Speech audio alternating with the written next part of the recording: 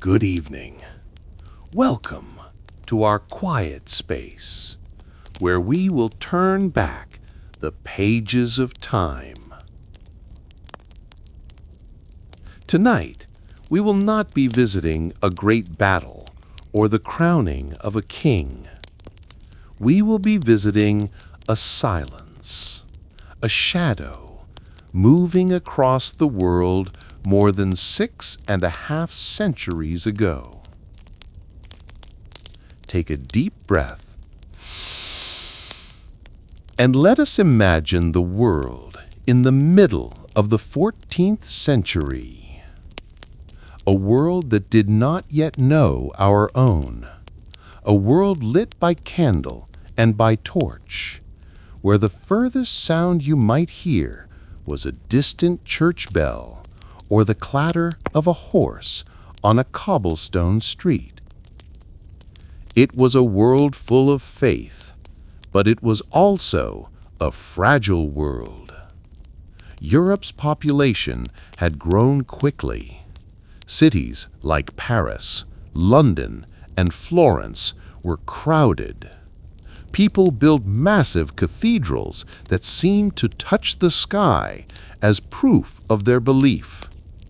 But this world was already tired. Decades earlier, there had been a great famine. The winters felt longer. The harvests failed. Life was difficult. And yet the rhythm of life continued.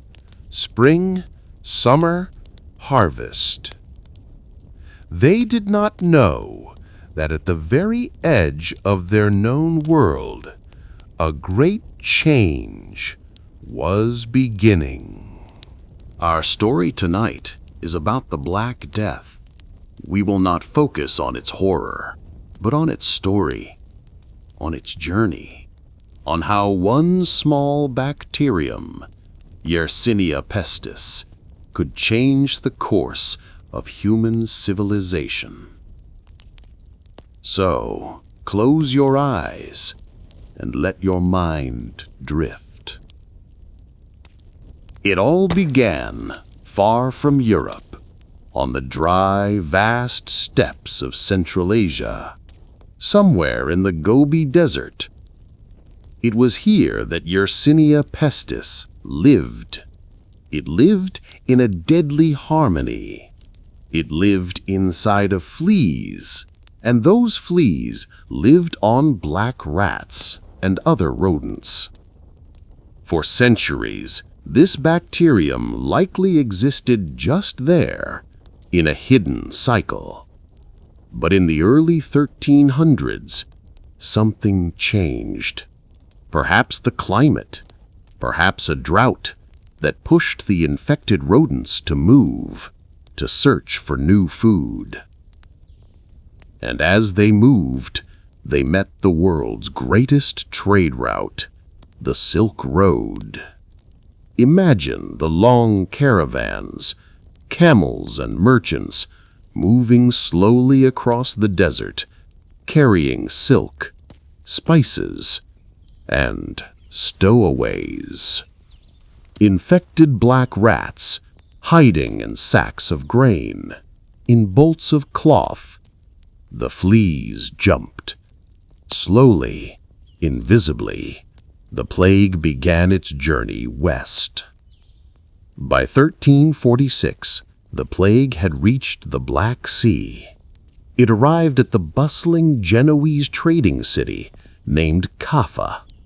At that time, Kaffa was under siege by a Mongol army, the Tartars, led by Johnny Beg.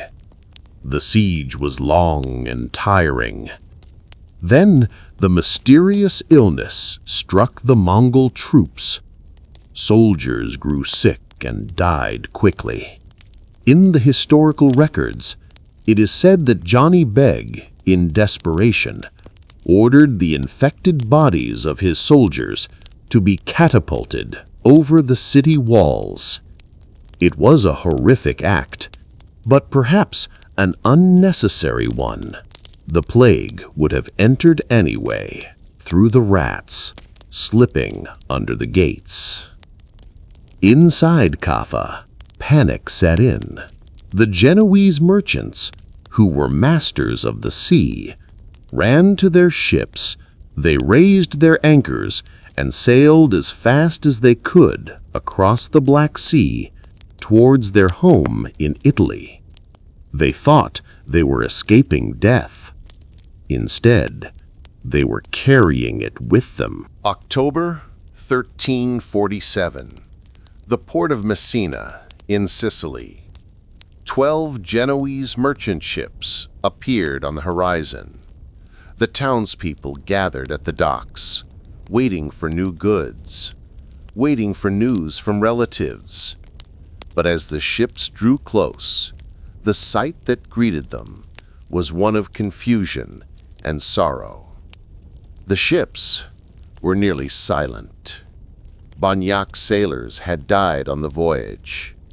Those still alive were trembling with high fever and in great pain. Their bodies were marked by strange swellings, blackish boils the size of an egg in their armpits, their necks, and their groins. They called them buboes. The port authorities, in a state of absolute terror, ordered the ships to be cast out. Death ships, they were called. The ships were forced back to sea. But it was too late. The rats had already scurried down the mooring ropes. The fleas had already jumped to the docks. The Black Death had arrived in Europe. Modern scientists now understand what they did not understand then. The plague had 3 forms, 3 terrifying faces. The first, and most common, was the bubonic plague.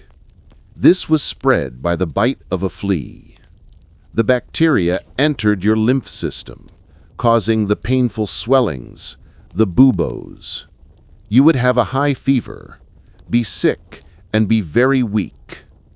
It was terrible, but there was a chance of survival. Perhaps 3 out of every 10 people could survive it. Then there was the second form, the pneumonic plague. This was far more dangerous. The bacteria was no longer in the lymph nodes, but in your lungs. And now it no longer needed a flea. It spread through the air, from a cough, from the breath of the infected. If you caught this plague, you would cough up blood, and death was almost certain, perhaps in 2 or 3 days.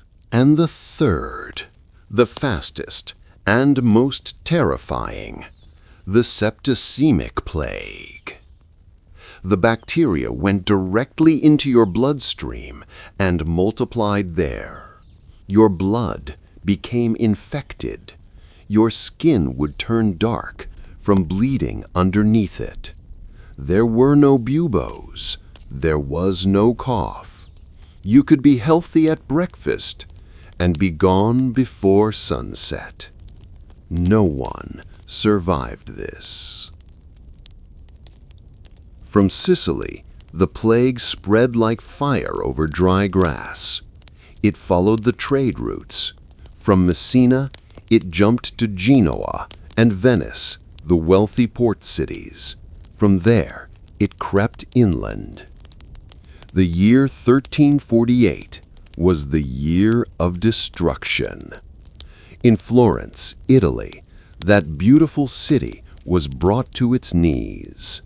A writer named Giovanni Boccaccio witnessed the horror. He wrote that social order had collapsed. Human law and divine law seemed to no longer apply. People, in their terror, did the unimaginable. Mothers abandoned their sick children. Husbands left their wives. The healthy locked themselves in their homes, refusing to speak to anyone. The dead were left in the streets. The plague arrived in Paris. Then it crossed the English Channel. In the summer of 1348, it landed at a small port in Dorset. From there, it spread to London. London was a crowded, dirty, perfect city for a plague. In a short time, half of the city's population was gone. Villages in the countryside became ghost towns. Sheep wandered the hills with no shepherd. The fields of wheat were ripe and ready for harvest, but there was no one left to harvest them. The world fell silent. It is estimated that in those 4 short years, between 30 and 60% of the entire population of Europe perished. Tens of millions of souls. In the midst of this panic, people searched for answers. They had to know, why was this happening? The medicine of the time was powerless. The doctors did not understand bacteria or viruses. They believed the plague was caused by miasma or bad air, a toxic vapor released from earthquakes or from the unfortunate position of the planets. This is where we get that iconic image, the plague doctor. The long, waxed leather robe, and the most striking feature, the long, bird-like beak mask.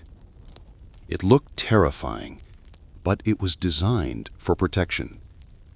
They filled those beaks with fragrant herbs, cloves, mints, and flowers, hoping it would filter the bad air before they breathed it in. They didn't know that the thick waxed robe might have been what actually protected them from the flea bites. Many people believed this was a punishment from God, the wrath of God for the sins of mankind. The church, which was the center of life, could not stop it. The priests, many of them brave, they stayed to comfort the sick, and they died with their congregations. In this religious desperation, extreme groups appeared. The most famous were the flagellants, groups of men walking from town to town, whipping their own backs with leather whips tipped in iron, walking while chanting, praying, punishing themselves in public, hoping that by taking this pain, God would forgive them and stop the plague. Ironically, their pilgrimage from town to town only helped spread the disease further. And, as so often happens in history, when fear becomes that great, people begin to look for a scapegoat. They needed someone to blame. In many cities across Europe, suspicion fell upon the Jewish communities. False rumors spread that they had poisoned the wells, an accusation that made no sense, as they were dying from the plague as well. But panic does not require logic. Horrific pogroms occurred. Thousands of innocent people were massacred by their own neighbors. A tragedy inside of a greater tragedy. Finally, around the year 1351, the great wave of the plague began to recede. Not because it was cured, but because it had simply burned through most of its fuel. It had infected so many, and those who survived, perhaps, had a natural immunity. The world it left behind was an empty world, a haunted world, but also a world on the verge of total change. The Black Death unintentionally brought an end to the Middle Ages. Before the plague, there were too many people and too little land. The peasants, the serfs, were tied to their lord's land. They were like property. After the plague, everything was reversed. Suddenly, there was too much land and too few people to work it. For the first time in history, the common laborer had power. A surviving peasant could say to his lord, "Pay me more, or I will leave and go to the next village. They will pay me." The rigid feudal system, which had lasted 1,000 years, crumbled. It was the beginning of workers' rights. The church also changed. Its authority, once absolute, was now being questioned.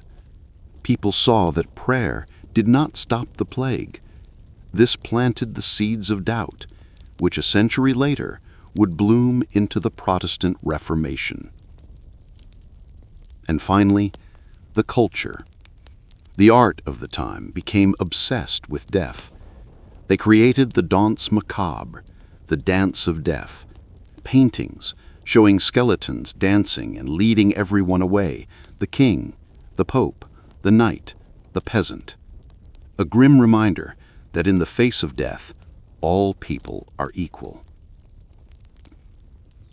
The Black Death was an unimaginable tragedy, a shadow that covered the world, but it was also a cleansing fire, a fire that burned away the old world, and from its ashes, slowly, the modern world began to form.